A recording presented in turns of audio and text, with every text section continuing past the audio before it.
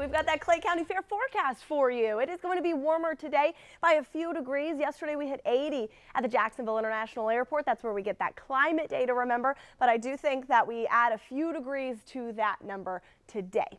Going to be beautiful, breezy as well out of the south, and that breeze becomes a bit gusty at times, especially along the river, along the coast. We stick with that windy weather tomorrow. Even outside of any thunderstorms, we could have gusts of 35 to 45 miles an hour. We're going to have the heavy rain at times by late morning, early afternoon on top of that. But if you do plan ahead of the fair, things do quiet down by late afternoon and into the evening. We're drying out. But the sunshine returns Friday and Saturday, so don't you worry. Rain is a good thing. We need it to keep us out of those dry conditions. And we're looking good so far as that month progresses, and really overall so far for 2024. Our coastal forecast today is on the warmer side, but it's comfortable.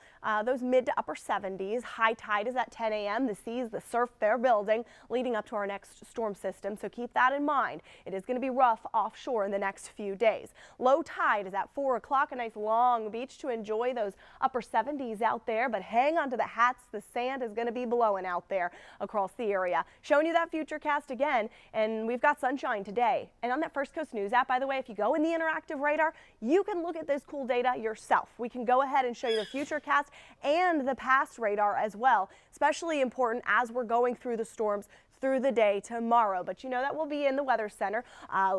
Robert and Ross are in later today, and then of course I'll be back tomorrow morning tracking these downpours live with you on Good Morning Jacksonville. It looks like it could be wet on the roadways through that morning commute, so make sure you're bringing the umbrella if you have to be running out in the rain and you don't want to get wet. But as we head through the lunch hour, those storms continue, and some of them could contain some damaging wind gusts and isolated tornadoes. So that's why I say that First Coast News app, a very handy tool, because we want to make sure everyone has a way to receive those weather alerts, especially now that that Palatka transmitter is still being moved. Okay, so folks that normally get those alerts through the NOAA weather radio, they won't be able to do so this time. Jacks River jams nice and clear as we wave goodbye to the storms, and we keep that sunny weather with us this week.